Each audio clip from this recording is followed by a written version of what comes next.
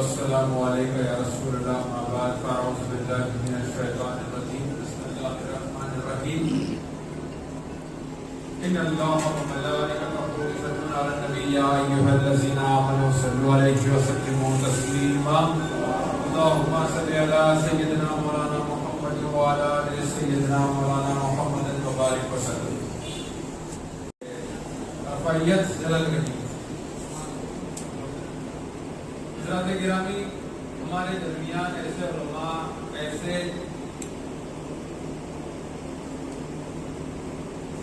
حضرات موجود ہیں، ایسے علماء موجود ہیں جو ہمارے ہیں، بہت کم ہیں مگر سب پر بھاری ہیں. کہ دیکھیں کہ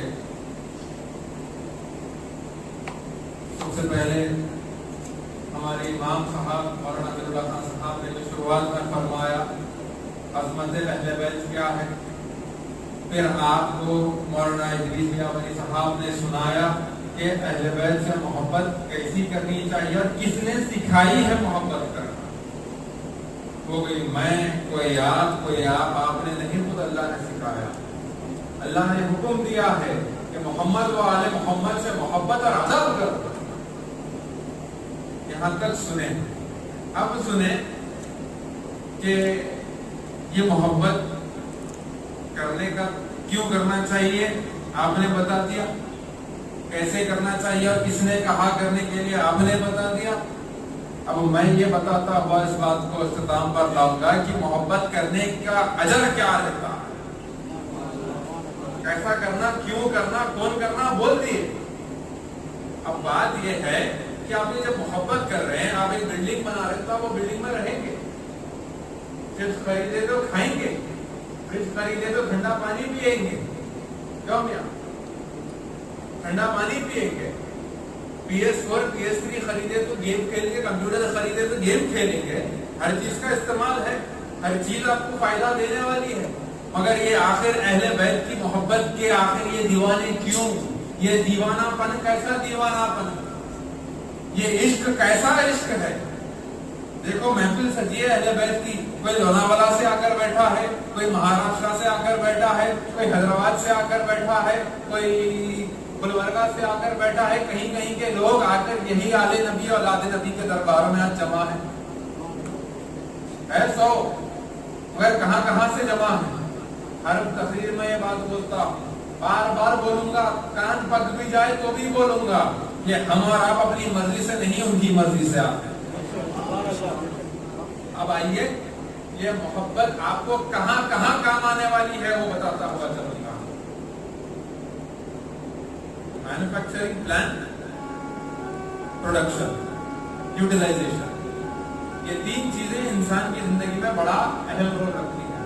ایک چیز کا بنانا، چیز کو پریزنٹ کرنا، پھر اس چیز کا استعمال، پھر اس چیز کے استعمال سے فائدہ کیسے نکالنا، یہ بڑا اہم رول. اور ویسے ہی آپ نے سن لیا کہ پروڈکشن کی اہمیت کیا ہے. محبت کی بنیاد، محبت کرنا کون سکھائے وہ سن لیا. اب محبت کرنے سے کیا ملتا، اب وہ سنیں. کی بڑی شان والی بات ہے کہ جب یہاں پر بات ہوتی ہے تو ہم فارمیلٹی کے طور پر بات نہیں کرتے ہیں. ہم فارمیلٹی کے طور پر بات نہیں کرتے ہیں، ہم پریکٹیکل طور پر بات کرتے ہیں. ہم وہ بات کرتے ہیں جو انسان پریکٹس کر سکے. اور یہاں کی جو بات ہے، جیسے کہ آپ محسوس کر سکیں گے،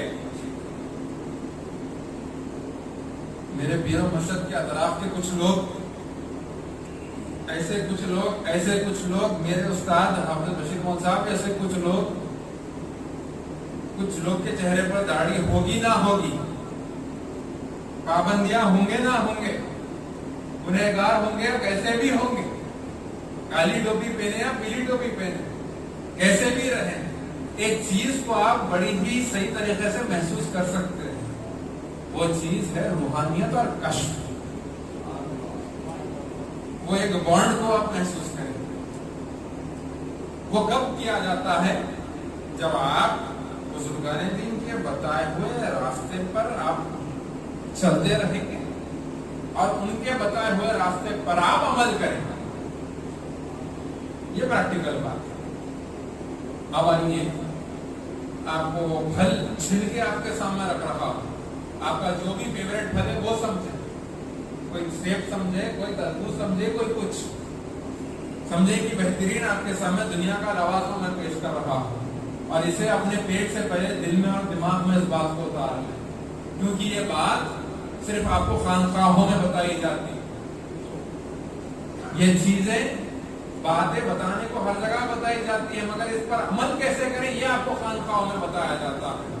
اور ہم بھی آبانیاں یہاں پر ڈنکے کی چوٹ پر ڈر کے بول سکتے ہیں, ورنگل کی سرزمین پر کوئی دوسری خانقاہ ہے ہی نہیں, نہ کوئی کام کرتی. کام نہیں بنانے تو بہت بن گئے, کام کہاں ہو رہا ہے, کیا کام ہو رہا ہے وہ دیکھو. کہاں پر قرآن پاک سمجھایا جا رہا ہے دیکھو, کہاں پر قرآن پاک پڑھایا جا رہا ہے وہ دیکھو, کہاں پر قرآن پاک یاد دلایا جا رہا ہے وہ دیکھو, کہاں پر آپ کو وضو کرنے کا طریقہ سکھایا جا رہا ہے وہ دیکھو. زمانہ وہ حد تک آ گیا ہے کہ آپ کو بیسکس آف اسلام سکھانا پڑ رہا ہے, اور یہ کام یہاں پر ہر کوئی انجام دے رہا ہے. میں میری بات یا میرے پیر کی بات نہیں, آپ یہاں کے امام صاحب کو پکڑ لیں, مؤذن کو پکڑ لیں, مجاور کو پکڑ لیں, کسی کو بھی پکڑ لیں, شاگرد کو پکڑ لیں, پکڑ کر کوئی مسئلہ پوچھے نماز کا, وضو کا, قرآن پاک کا, وہ آپ کو صحیح طریقے سے لے کر جائے گا. یہ بات, یہ کام یہاں پر چل رہا ہے. اسی سے متعلق یہ بات بتا کر اپنی بات کا اختتام پر لاتا ہوں. آپ محبت اہل بیت سے کیوں کریں؟ آپ بلائنڈ لو کر سکتے ہیں, وہ آپ کی مرضی, مگر آپ ایک فروٹفل لو کرنا چاہ رہے ہیں, وہ فروٹفلنس جو آپ کو یہاں پر بھی کام آئے گی اور آخرت میں بھی کام آنے والی ہے. یہ بات پہ تو سبحان اللہ لوگ بولے, یہ بات پہ تو لوگ سنے, مگر صرف آخرت اور دنیا سن کے رفو چکر ہو گئے. اب سنو, آج جو میں سیکھ کے آیا ہوں وہ آپ کو سنا کر یہاں سے ہٹ لینا. دنیا اور آخرت میں ہی نہیں, اہل بیت کی محبت ہمیں ایسے 7 مقامات پر کام آنے والی ہے. رسول کائنات صلی اللہ علیہ وسلم فرماتے ہیں, مجھ سے اور میری آل سے محبت آپ کو ایسے 7 جگہ پر کام آئے گی جو آپ سوچ بھی نہیں سکتے ہیں. پہلا مقام آپ کے مرتے وقت. دیکھ لو بابا, آپ دنیا سے کسی بھی چیز سے محبت کر لو, لاکھ پیسہ پکڑ لو, بڑے سے بڑے ڈاکٹر بن جاؤ, بڑے سے بڑے عالم بن جاؤ, بڑے سے بڑے مفتی بن جاؤ, سب سے پہلے رسول کائنات صلی اللہ علیہ وسلم فرماتے ہیں, اگر ایک بندہ حالت روزے میں حجر اسود اور مقام ابراہیم کے درمیان ٹھہر کر بھی نماز پڑھ لے اور پڑھتے وقت اسے موت آ جائے تو یہاں پر کیا ماجرا رہتا ہے؟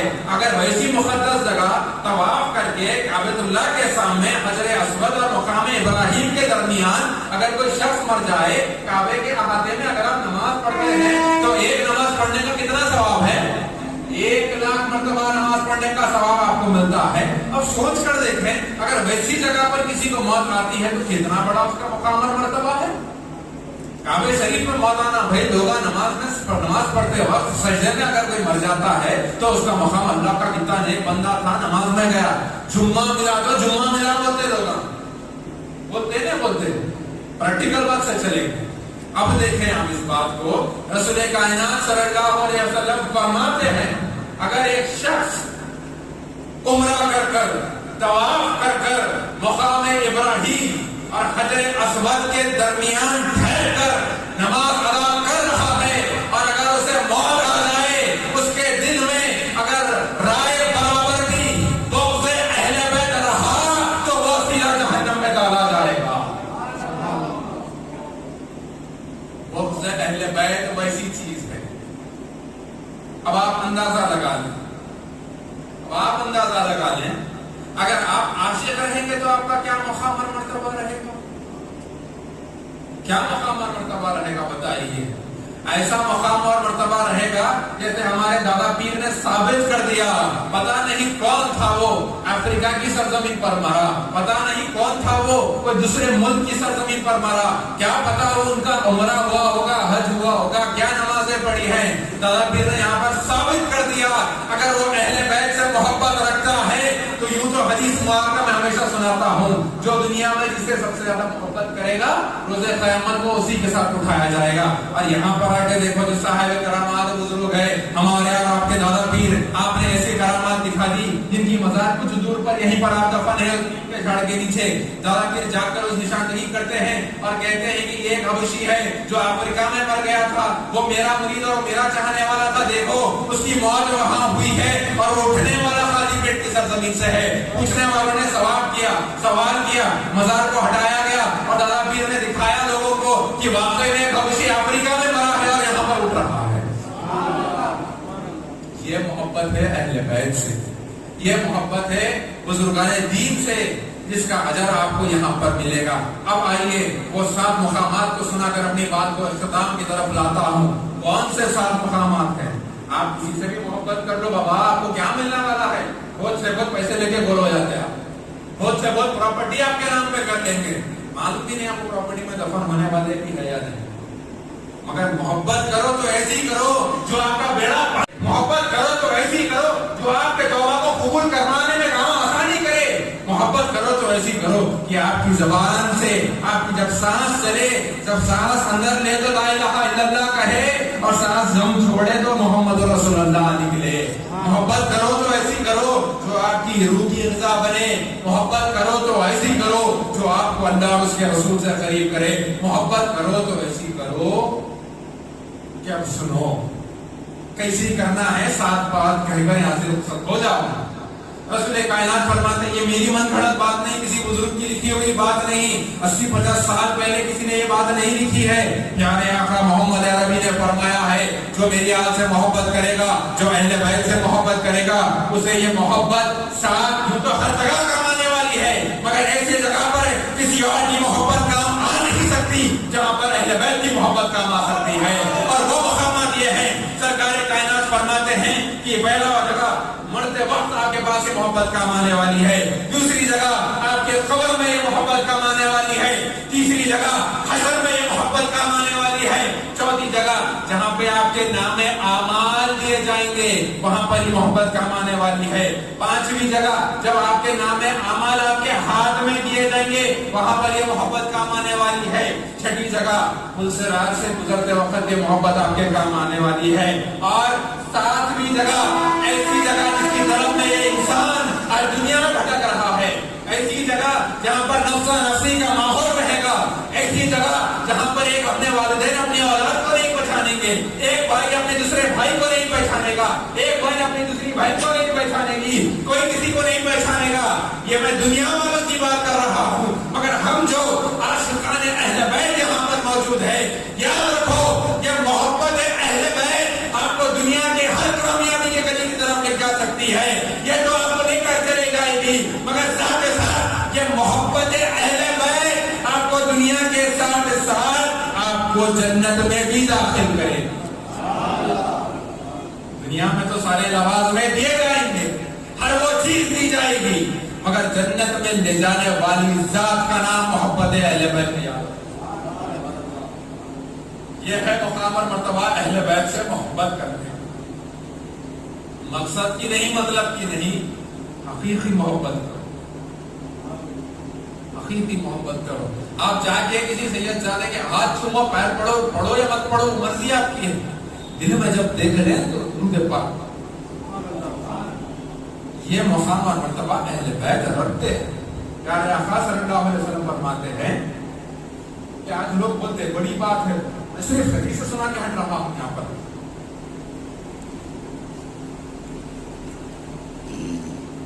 आजकल लोग समझते हैं